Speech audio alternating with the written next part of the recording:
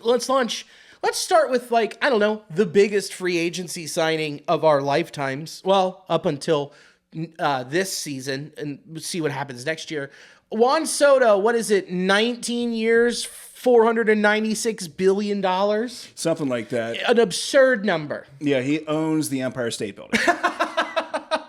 I was about to say, he now has Frank the Tank on retainer. Yeah. He's just like, yeah, like Steve Cohen put him in the contract. He's like, yeah, no. You get to put a leash on Frank the Tank and walk him around. We'll make that happen. I'm a gajillionaire. Yeah, man. Good for him. Good for, dude. I'm so over people who are like, oh man, that is just so much money. Baseball needs a salary cap. Shut the fuck up. If a player is getting paid that much, good for them. Yeah, that's one of those peculiar things where it's just like that is what the market is dictating, and it's very hard for them to like negotiate something that would be less than that. You know, I don't think anyone would really be cool. I appreciate salary caps for teams and keeping like an even playing ground for the teams competing against each other. But when it's players competing against players for jobs, it's hard to really say, hey, no, you gotta bump that down a bit. Yeah, when was the last time a 26-year-old went on the market who is entering their prime and they're already on a top 15, top 20 all-time player trajectory? Mm-hmm. That just what, Bryce Harper, A-Rod? Mm-hmm. One of those people used steroids, but the other two didn't. Yeah, I'm trying to think what Mike Trout's seasons were like early on. Yeah, but he got extended early. Yeah, you know, he's got a $525 million extension. Mm-hmm. He'll be there till he's like 41, I think. Dang, 40, 41. But it's like, and then the other thing. Okay, so salary cap for teams, the salary cap will never happen. The players will never let it happen. My thing is the luxury tax is in place to help balance the playing field. The thing is, when they get taxed and then it gets dispersed to the other teams, it is then on that ownership group of every other team to use that money. Mm-hmm. Are they going to pocket it or are they going to use it? And that's where fan bases of like small market, middle market have to hold ownership in the front office accountable. But we don't ever get to know what that money is. I didn't realize that. Yeah. So there's 3 levels. I know very little about that. Okay. So they created a new luxury tax threshold. They call it the Steve Cohen level. Okay. Where he just blew past the second one. And the owners were like, dude, he's just going to keep going. And he's like, yeah. So they instituted another level. And with this, I wouldn't be shocked if in the next CBA or owners meeting, they put in like a 4th level. Yeah. Well, it's going to eventually surpass something, or they do it like by percentages.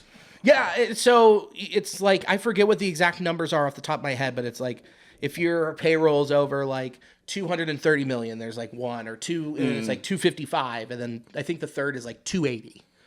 Off the top of my head, I don't have it written down, so I can't remember. But like a gradual tax something, right? So you pay like a 5, 7, 10% tax on that payroll, and then it's dispersed to teams that are all under that luxury tax. I dig that. So I think that is more effective than an actual cap, because then you're telling players that you can't make anymore. Mm-hmm. No. And anything that the team makes, because ownership doesn't have a cap. Right? True. So there's no maximum to what they can make, so why should there be one for the players? I do like that sort of tax system where it then does get down to like the other players and gets redistributed, because then it's just like, yeah, you can keep spending as much as you want, but we're going to try to like level that off a bit. Yeah. We're gonna try and make it easier for other teams to compete. My thing with Juan Soto is his defense is bad. Yeah, it's not good. When you think about it, you want to imagine him as this pure athlete that is really good, maybe like a 5-tool player, but then you watch him in the outfield, you realize it's not that. No, his tool is doubles, walks, RBIs. Yeah, great feel for the zone, tremendous hitter, but yeah, he just can't really field well. Do you ever see him? I don't know if I see it, and I haven't followed him like I followed the Reds. I've watched a shit ton of Juan Soto. Can you see him being a 50-homer guy?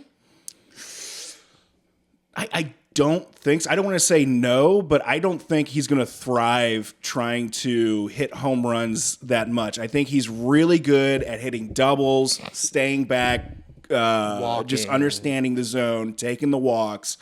I think if he's getting 50 home runs, he's going to be sacrificing a lot of on base percentage. So I'm not sure what was the highest he's gotten so far. He hit 41 last year. Dang. Yeah. I mean, he could. He very well could. Dude. That porch and right isn't as short as it is in Yankee Stadium. So keep that in mind. Mm-hmm. But the other thing, dude, he's now, okay, he's just turned 26, right? Mm-hmm. He's already got 201 home runs. And so he started at 19, right? 2018, where he played 116 games. So then you go, now he's in his age 25 season, 41 homers. He's got 201 home runs over 7 years. Yeah, he's just a nightmare, man. He's just so... So you double that, 14. So add 7 more years, and that puts him at 32, and he could be at 402 home runs. At 32. Super impressive. Add another 7 years, 39. He could be, what would that be? So what? He's at 402. Add another 201, 603. Something like that. I'll be honest, when you started saying numbers, I didn't stick them in my head. Okay. That space was still currently occupied by Johnson's dick and baked beans. So when you started saying that, I just saw 400 John Holmes dicks.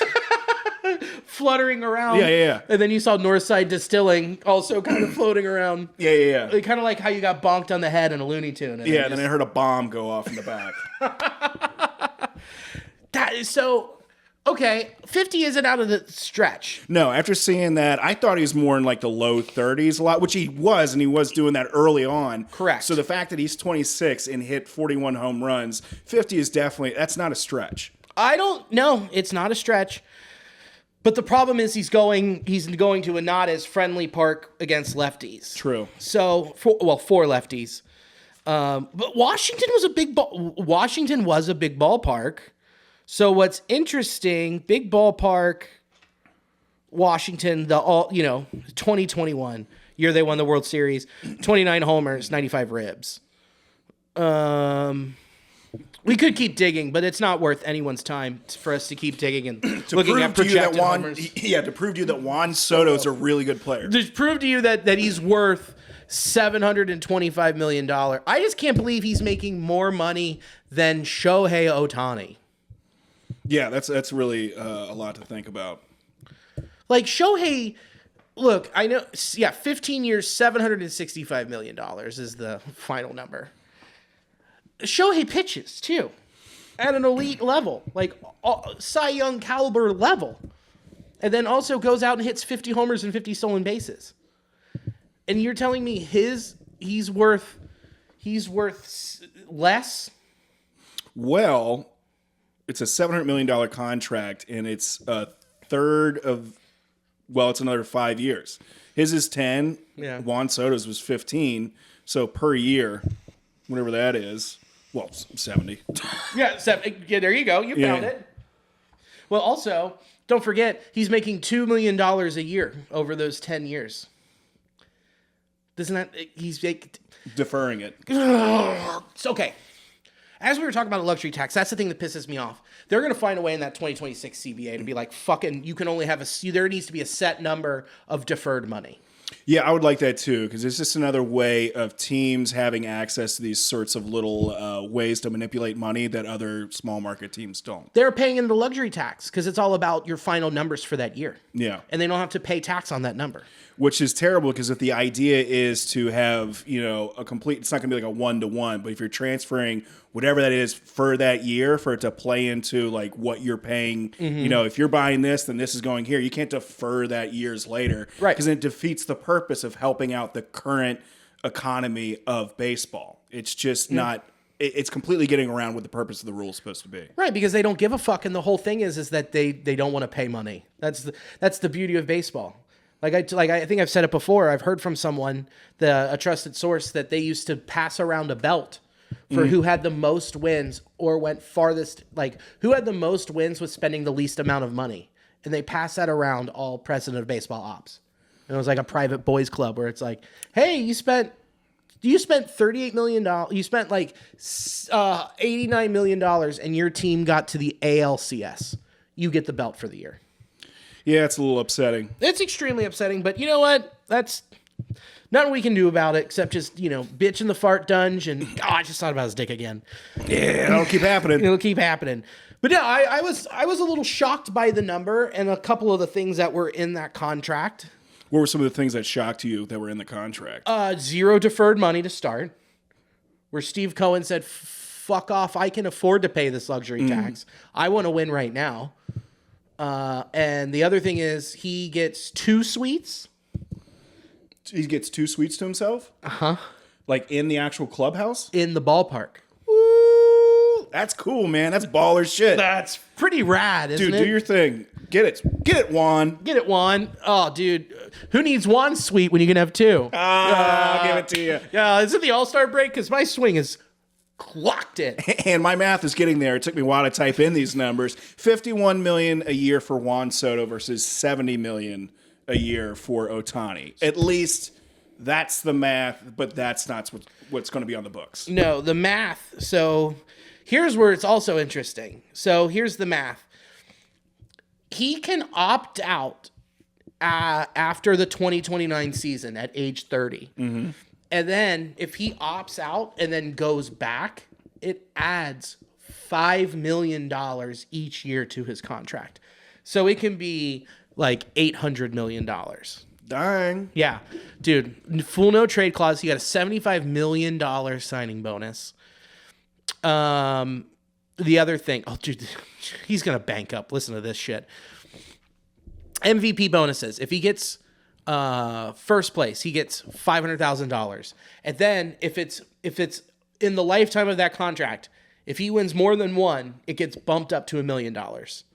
Second place, $350,000. Third to fifth place, $150,000. He's getting that money every year. Yeah, he's been getting some of that money every year. World Series MVP, $350,000. It's the Mets. That'll never happen. LCS MVP / Silver Slugger, $150,000. He's gonna get the Silver Slugger. Seems a little low for winning a Silver Slugger.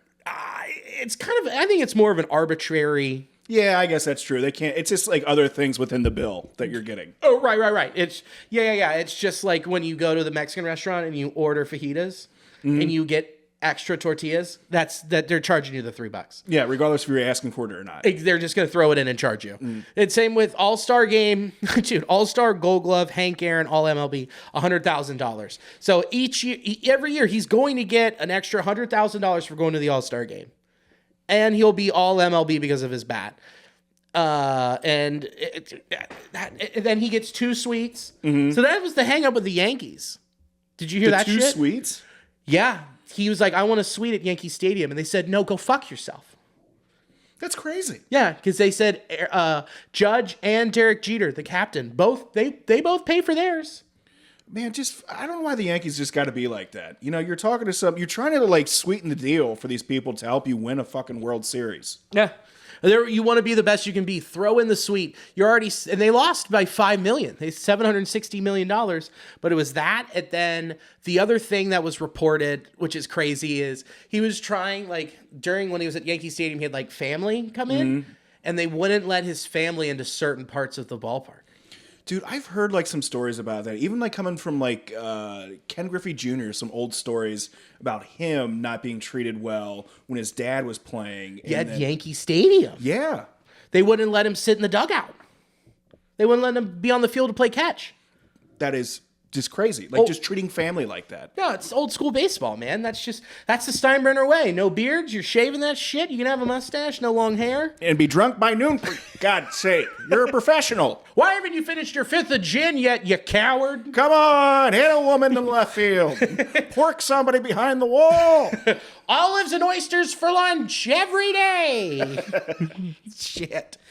I was just a little shocked by the number and some of the little incentive stuff, but like, when you look at the lineup, are you going to go like, man, this team can now beat the Dodgers to take the crown to be World Series champs? I can see them being a really difficult opponent in any sort of series. I mean, 7 games is a bit of a stretch, but a 3-5 game series. Yeah. They have some serious athletes on it. I mean, I'm not sure they're going to keep Pete Alonso. Yeah. If that's going to happen. But they have Francisco Lindor, who is just like, he was great throughout. Well, he had a rough start of the season and then had this monstrous trajectory and kept that going throughout the playoffs. Yeah. And then was just on a fucking tear. Like, if it wasn't for Shohei Ohtani, he would have been the MVP. No doubt in my mind. But then you look around. Marte's your DH. You've got Soto in right. You've got Nimmo in left. I forget who's playing center. They've got really good pieces. But then you look at that rotation now. You have the back end of your bullpen set with Edwin Diaz. Done, game, set, match. We got that. That rotation, though, not that great. Where you've got Senga at the top, and then Daniel Peterson, and then you're like, who? Frankie Montas. Yeah, they signed him. Forgot about that. Yeah, if he's going to be part of that 5, that's not really. I mean, stacking it up against the Dodgers, that's not great. So yeah, I mean, on paper, the Dodgers, and probably on the field too, Dodgers going to be the better team. But in terms of a series, I think Juan Soto, Francisco Lindor, they have some other big players that can still, Jeff McNeil maybe. No. Jeff. Yeah. You're right. He plays second. He'll be playing second. Yeah, Starlin Marte. So they do have like some good components to this team, but I mean the Dodgers are the team up top of the hill. Yeah, and well, they're also taking a flyer on Clay Holmes. I forgot about that. 2 years, $23 million. They're moving him from the bullpen to the starting rotation. So there's your first immediate that's a risk. We'll see if it plays out. He might. Who knows? He could have starter stuff. He could be the next Michael King. We'll see what happens, but if there's one thing when I look at the Mets, I go, your starting rotation ain't gonna do it for me. And we'll have to also see what the Braves do. And the Phillies already made the move to go get Jordan Romano to help with that back end, and they can go out and sign some relievers, and the Phillies are still fucking stacked. Yeah, they are. So I'm not gonna immediately put the Mets in that one hole. The Phillies are coming back angry and hungry.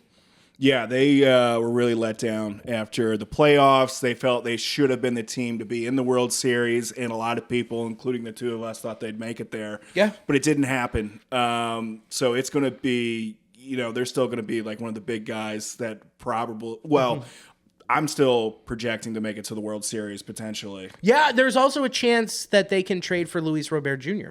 They're in the mix for that conversation. And they've got some guys down at the farm that they could move that are high level, top 50, top 25 prospects to get it done, where they're willing to make the move because they've got trading Dave Dombrowski, dude. He don't give a fuck.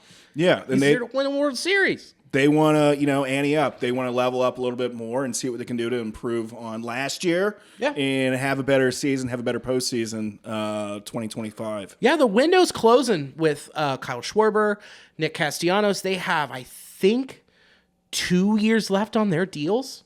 They both signed 5-year, $100 million deals. So some of that core is getting a little Bryson Stott. Jeez Louise. Brandon Marsh getting a little. I mean, there's some guys that aren't going to be there for the long haul where you're going to have to hit the reset button, and it's not this year. It's going to probably be the year after you have to hit the reset, do a quick little retool. But the Phillies are they're still going to be in it, man. The NL East looks pretty good, and the Nationals are young, and they're going to make some moves too. So you could have a very stacked division where the Marlins are just at the bottom of the ocean, dude, just drowning. Don't worry, we got the caboose. Don't worry, we got it covered down here. Yeah, well, we aren't going to surprise anybody. We're going to save money and build up prospects. Don't worry about us. We'll sneak up on you and have one really good year, win the World Series out of nowhere, then sell off again. Don't you worry.